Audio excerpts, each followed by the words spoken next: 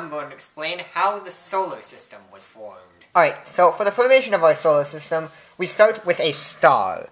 Now, this isn't the formation of a star, at least not quite yet. This is actually the destruction of it. Now, what is believed to have happened is that several billions of years ago, a star went supernova.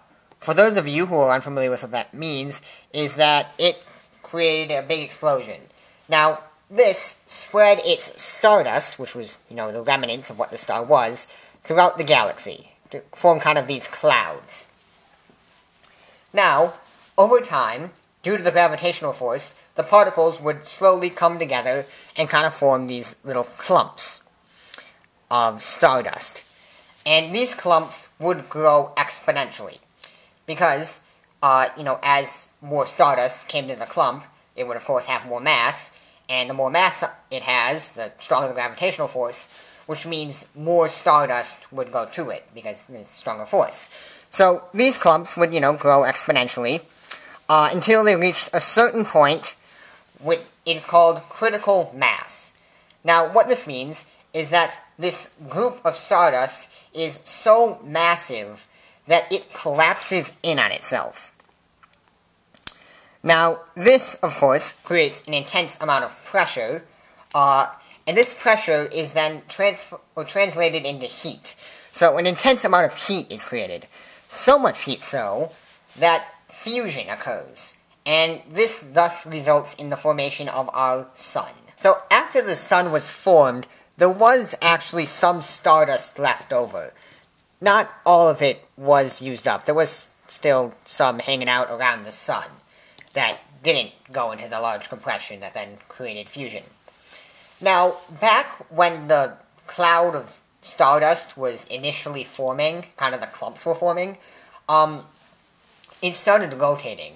Because as the particles would essentially collide with the clumps, they kind of hit it, and they caused it to rotate. Like, for example, we'd have like a small cloud of dust, and like a particle would come in and hit it, and that would send it rotating.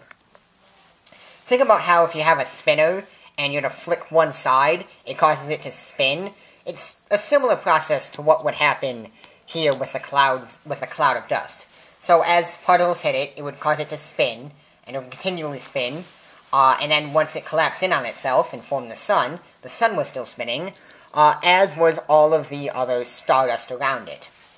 Now, as the stardust spun, it slowly spread out, and kind of just went around like the equator of the sun, and just formed kind of these rings around it.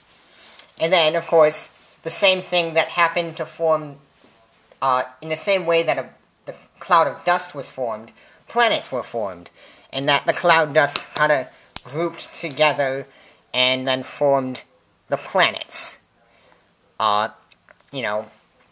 Mercury, Venus, Earth, Mars, Jupiter, Saturn, Uranus, and Neptune. So that's then how the planets were formed, essentially in the same process that the sun was. It's just that not enough stardust was left over for any of them to reach critical mass.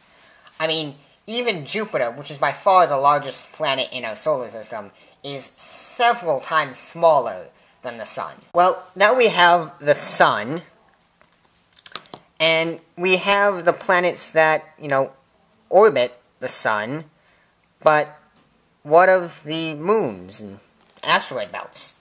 What about those? Well, there are a couple different theories for the moons.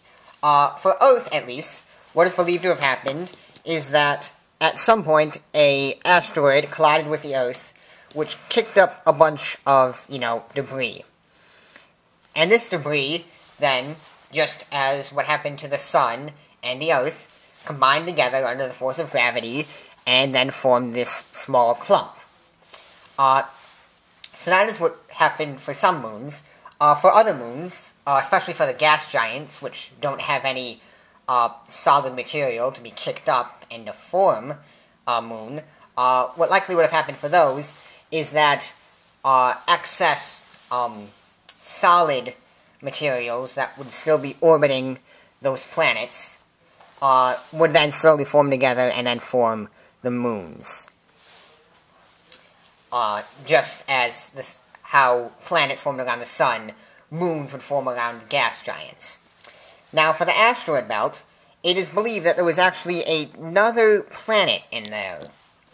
And what happened is that an asteroid hit that and then split it apart and created this large path, or essentially like ring of debris from a planet. Now, this wouldn't be just planet. There would also be some other asteroids or like meteors in there. But it was predominantly a planet. Yeah, I hope you enjoyed it. Hope you learned something, and see ya.